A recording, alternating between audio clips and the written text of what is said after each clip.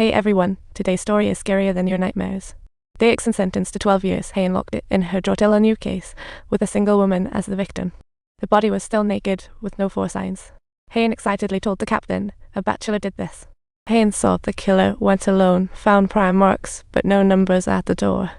She deduced the killer was growing bolder, entering directly. After much investigating, she still had no leads. Until one day, the police caught a thief, and this guy's weird behavior caught Hayne's attention. According to the room owner, the thief was caught using scissors to pick the lock as she returned home. Now he's in trouble. Hayne noticed the thief's hair was obviously misshapen, a clear sign of a long hat-wearing habit. She made the thief stand up to measure his height and suddenly remembered the witness description, sparking a bold guess in her mind. She calmly asked the old wizard, "The fingerprints on the scissors will be ready tomorrow."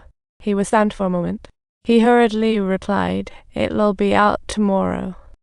This made the thief's heart race. They had the thief write down the details of entering the room, and Hayne casually threw out some questions.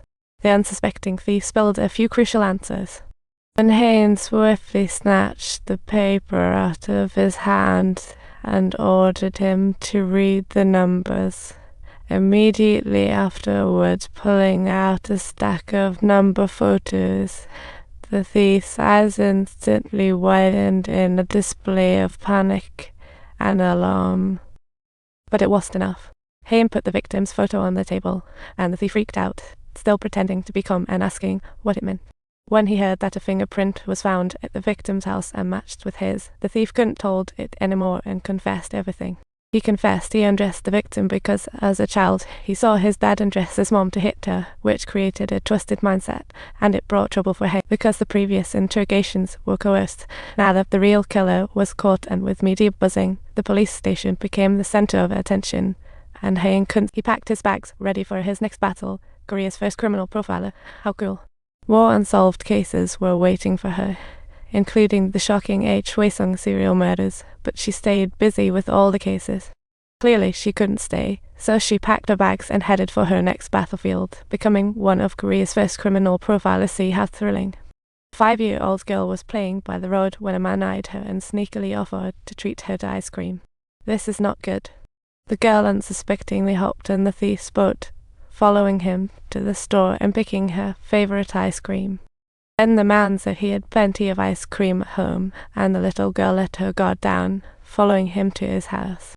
Inside his home, the lights suddenly went dark, and heart-wrenching screams shattered the silence.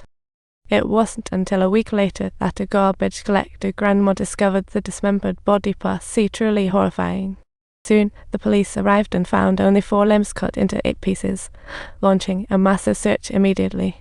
The victim's identity was confirmed to be the 5-year-old girl, Se-eun, who had gone missing a week ago. See, unbelievable. The police quickly formed a task force led by In-sheng, and coincidentally, the newly formed criminal analysis team also learned about this case. The group leader brought Hayne to meet In-sheng, excited to help with the investigation, but In-sheng didn't believe this newcomer.